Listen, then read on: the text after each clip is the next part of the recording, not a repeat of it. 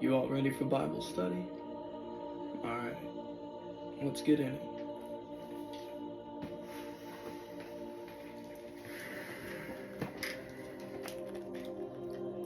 The Crucifixion.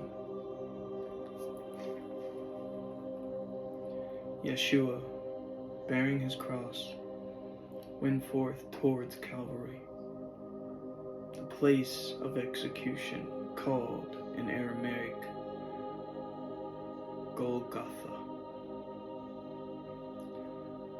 But soon the soldiers had to lay hold of a man who was coming in from the country and put the cross on him. He was Simon from Kyrene in North Africa. A large company of weeping women followed Yahshua. He turned to them. "Do not weep for me. Rather, weep for yourselves and your children." Then, indicating the Roman soldiers, he went on. "If they do these things while the tree of our national life is still green, what will they do when it is dead and dry?" At last, they came to Calvary. There they offered him drugged wine, but he would not take it. Then they nailed him to the cross and set it up with a thief on either side of him. Yahshua kept saying, "Father, forgive them. They know not what they do." And over his head they nailed a board saying what had been his crime: Yahshua of Nazareth, King of Judah.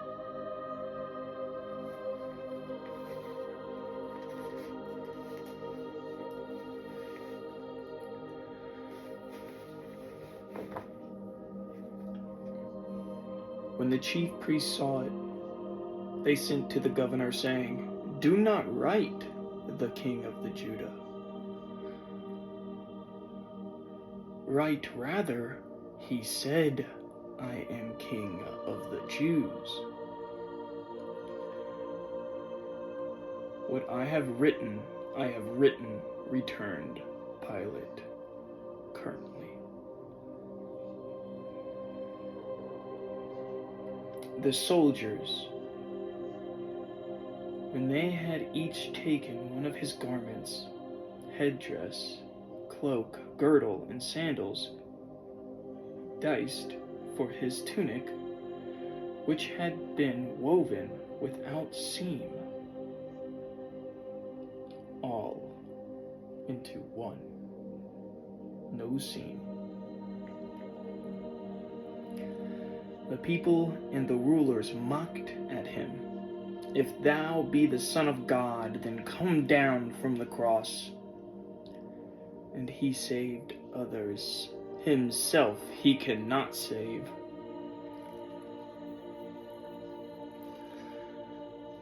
One of the thieves cursed Yahshua, saying, "Save thyself and us." The other rebuked him, "We are rightly suffering the penalty for our crimes.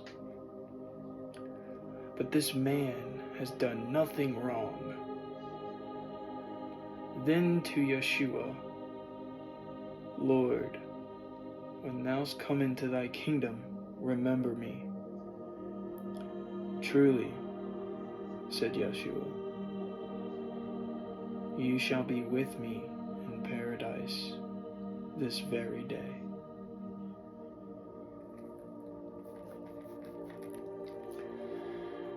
When he looked down where Mary, his mother,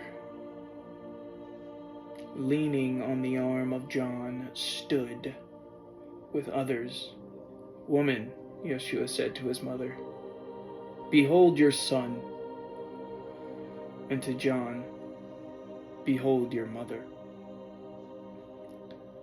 Then John took her away to his home.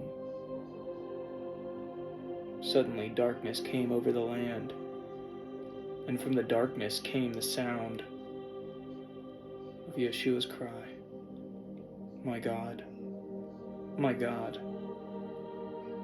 why hast thou forsaken me?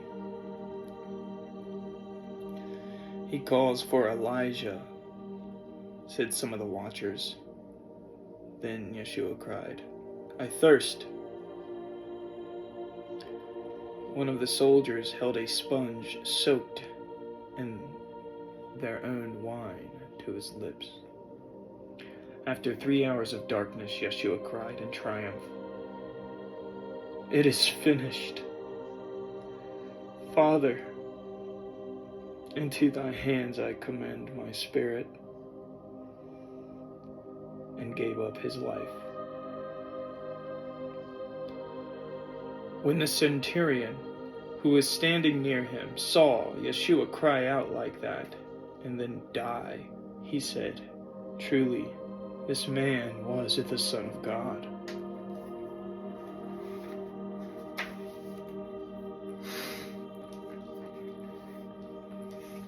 Let's break this down a little bit.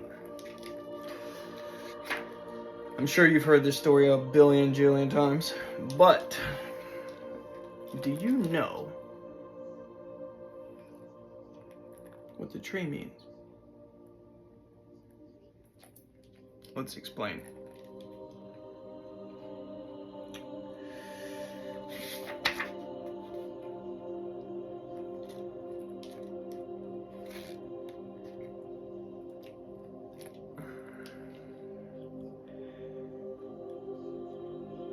He turned to them. Do not weep for me, rather weep for yourselves and your children. Alright. So do you know what the crucifixion is?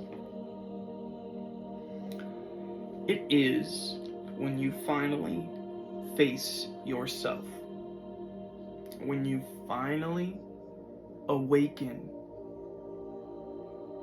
to all the things that you have done unconsciously, that you have done that have hurt people, that you have done unknowingly and ignorantly.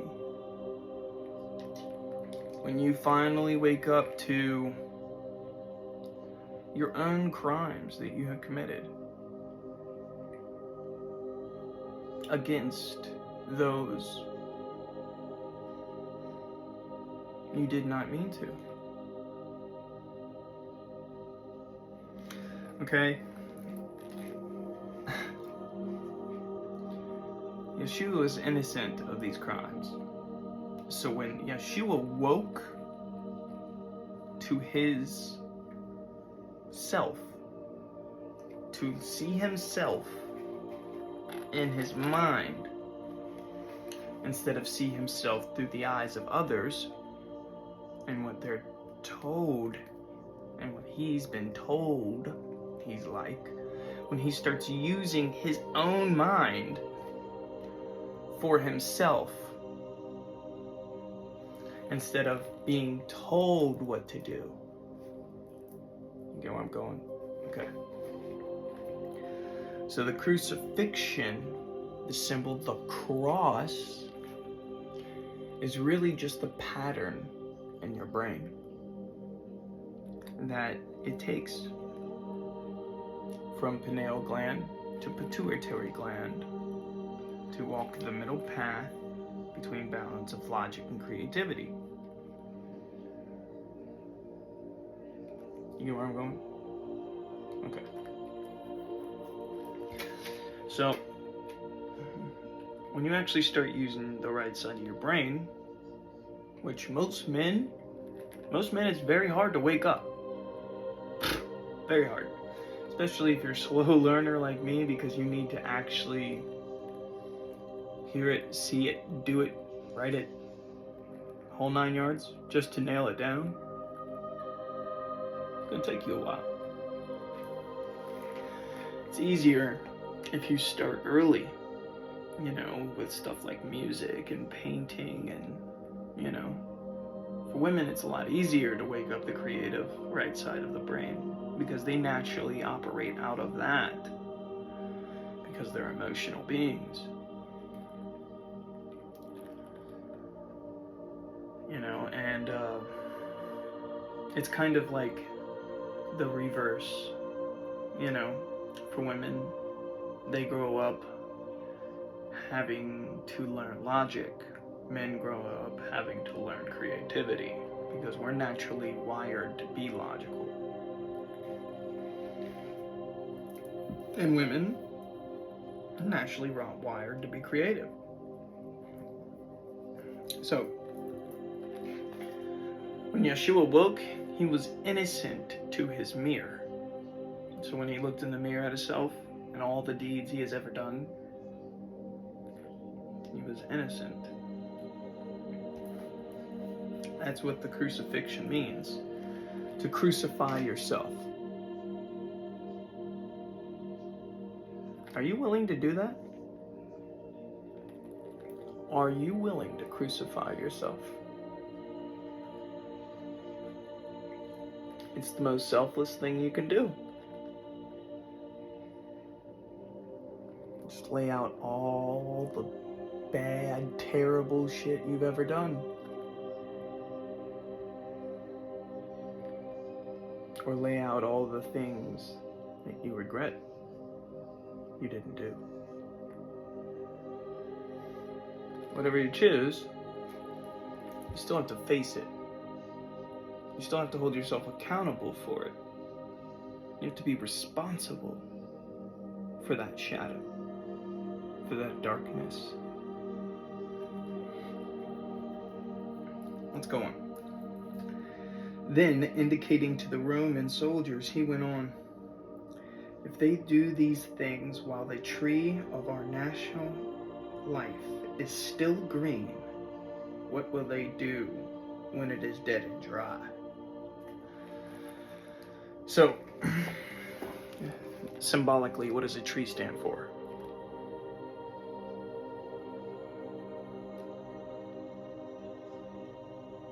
Earth, right? It stands for Mother Earth.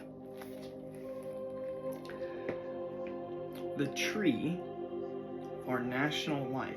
Now, this could be interpreted as a family tree. Because Judah is a tribe.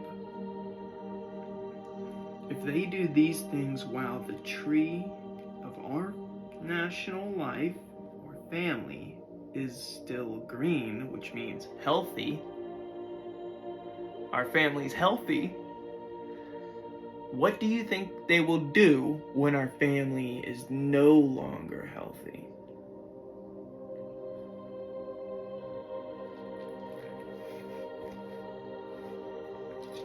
Look around you.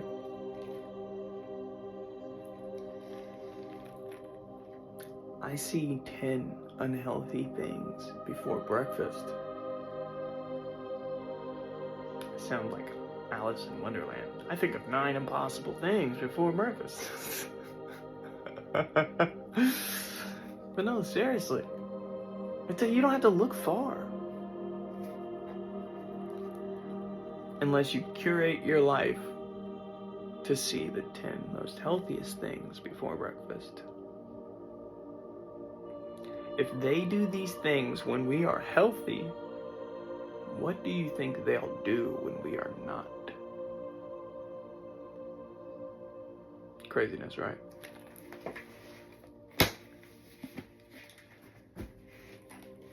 So, in order to face yourself, to crucify yourself, you see, you think these artists out here are blaspheming when they put themselves on the cross. You know, and some of them may be mocking it. Who am I to know? But the truth is that they're crucifying themselves. No matter how you look at it. They have sacrificed themselves. For what? I don't know, that's their own business. But what I see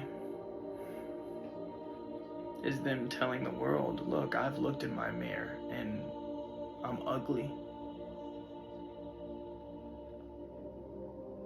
So I put myself on this cross so you could know too. That's what I see. Why do you think I have tattoos of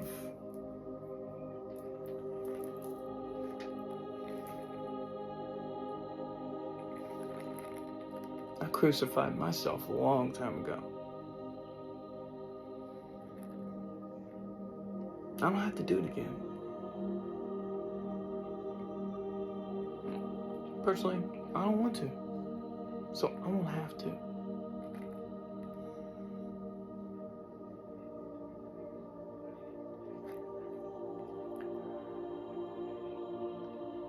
But growth requires it.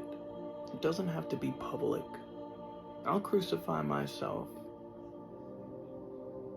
to myself and to God. That's the only audience that you'll need. It doesn't have to be public. Your actions will show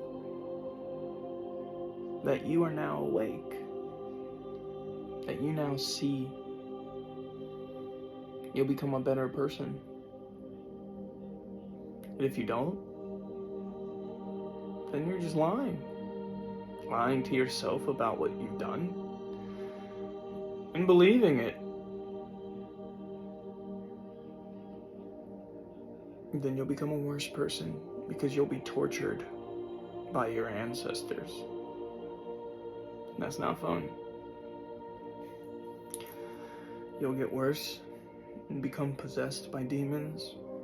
That's not fun either. Then God will depart from you. That's really not fun. You get in that much trouble and that's all I can say. I don't even know what happens then. You're fucked. Oh, shoot.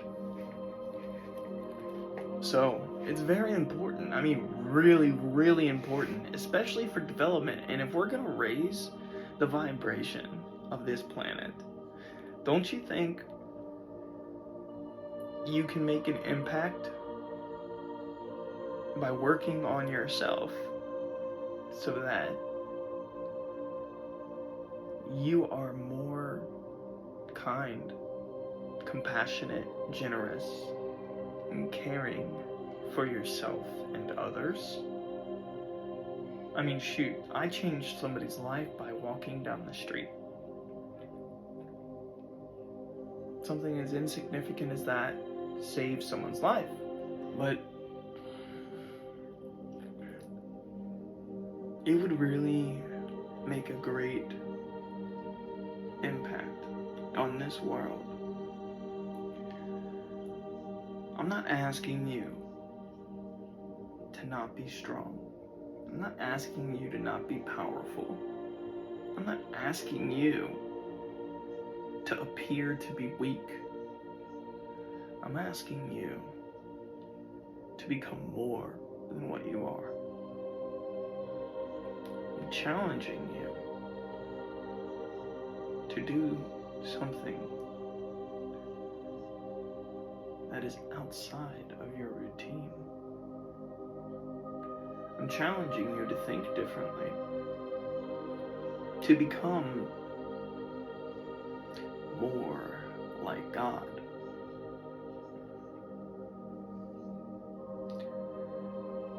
Now, I don't know your creative processing of how you think about situations, but I can tell you mine.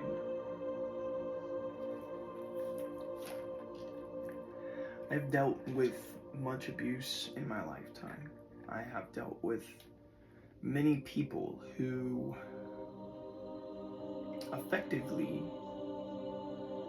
were unconscious and ignorant of their actions because they didn't care. They felt so terrible about themselves and what they had done that they couldn't even heal enough to wake up, to see the harm they were doing, to put someone else before themselves. And unfortunately, I was caught in the crossfire all my life until I cut everyone out of my life.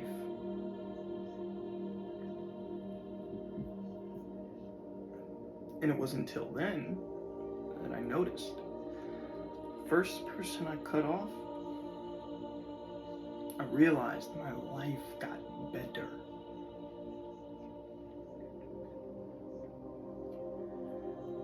Actually, the first person,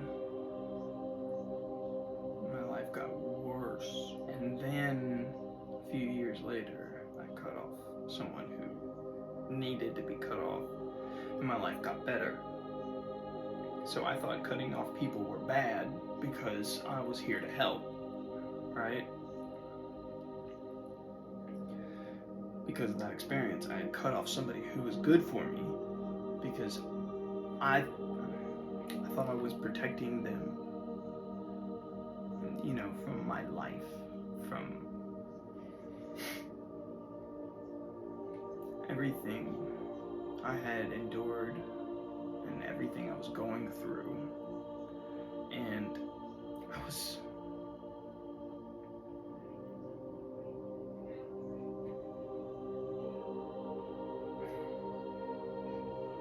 I wasn't worthy of love. I wasn't. I didn't believe I was. I didn't believe anybody loved me. Even if you told me you loved me, I wouldn't have believed you because I didn't love me. I had no reason not to love me. The only reason I had, because I was so unconscious, is that people telling me that they love me and then treating me like they don't. So I was just like, I must not be lovable then, I must not be, and that's what happened. So when good people came in my life, I thought they were lying to me because they were treating me like they loved me, and I never had that before. So I had cut them off. My life got fucking terrible. Bad. Sucked. Really did. It was terrible. I was miserable for a long time. And then I started cutting off people who were bad for me. And I started feeling better. So I kept doing it. And I started feeling lovable. So I continued to do it. And now, I'm at the point where,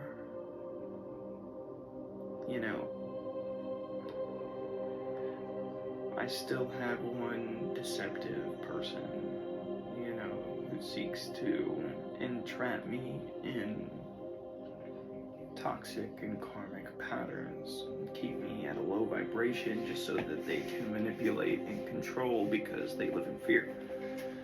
And I don't want to live in fear anymore. I'd much rather have fun and love and joy and peace. That's how I think. My first thoughts do not go to afraid. My first thoughts go to creative love. Obviously. I mean, you could tell by my actions. Well, let's move on. Card of the day. Ace of Swords. This primarily means truth. Yeah. Let's see what the good old book says.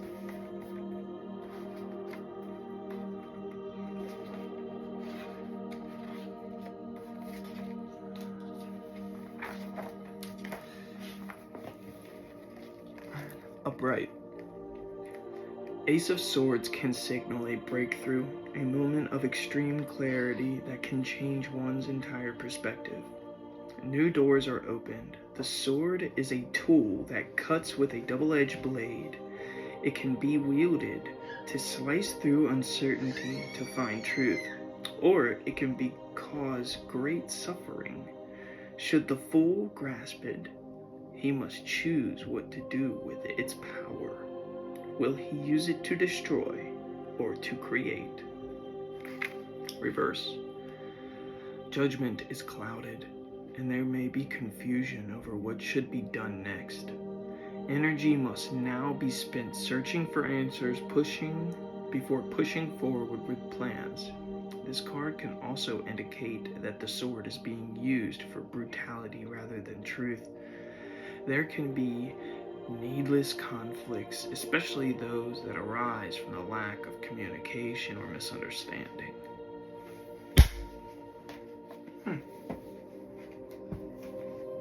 Let's head over to the angelic realm.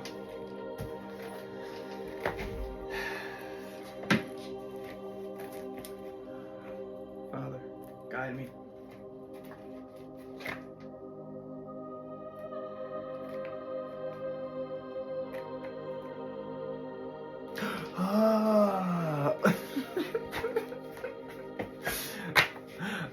I want to do it again, okay?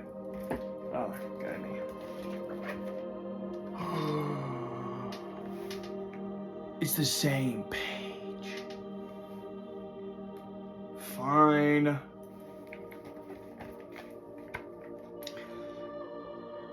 Ministering angels.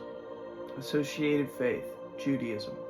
Ministering angels will help you heal physically, emotionally, mentally, or spiritually. Give comfort to a loved one. Overcome hardships during times of disasters or great violence. Finding guidance and direction. Invocation. It is wonderful to start your day by calling upon your ministering angels. Mine is Rael. That is my guardian angel. I was trained by Michael, Archangel. But Rael is the one who governs me and watches over me. And my demon, well, we'll save that for another day. Place a beautiful piece of cloth in a place where the morning sun will fall upon it. Find a glass that will sparkle in the sunlight. Each morning, fill that glass with water and take a moment or two to ask the ministering angels to guide and protect you for the day.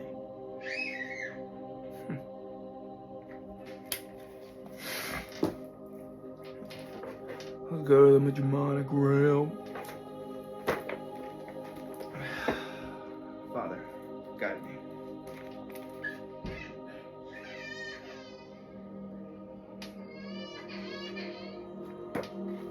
The Watchers, the fallen angels.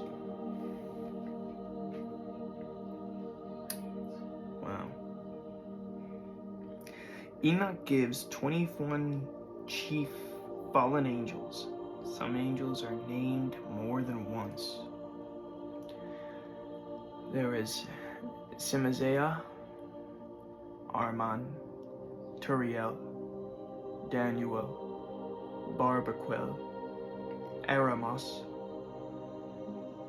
Besesel, Terrell, Tatarel, Terrell, Azazel,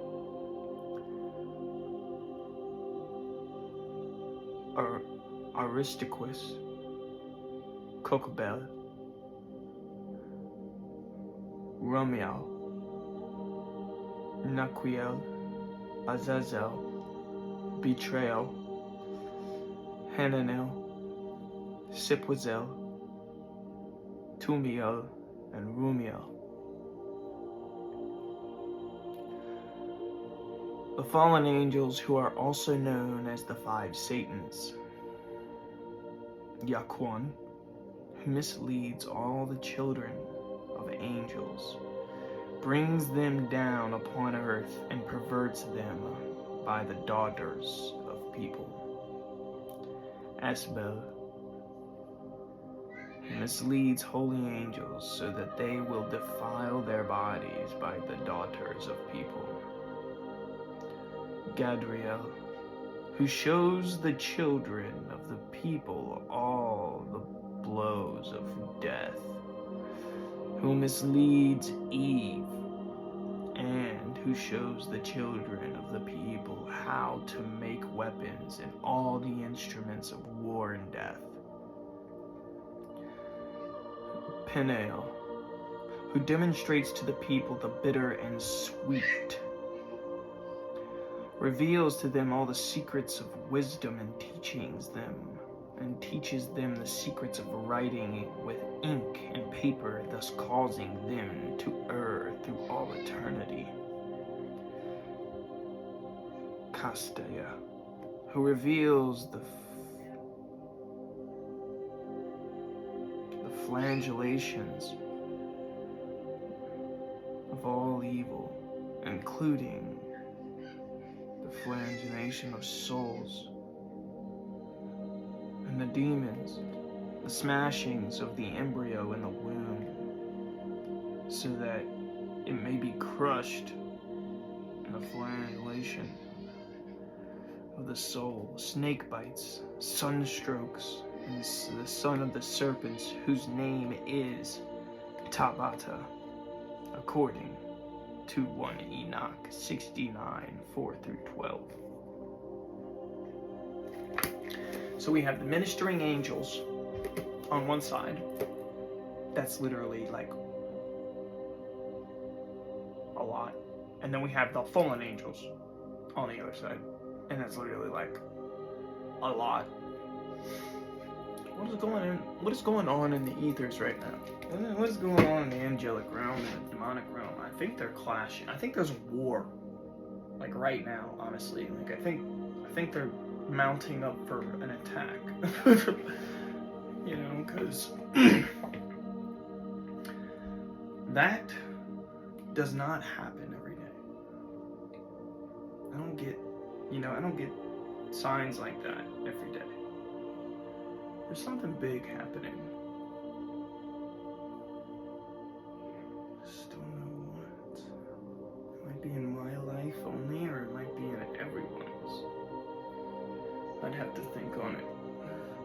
Do more meditation. But yeah. All this is always up for interpretation. Till next time.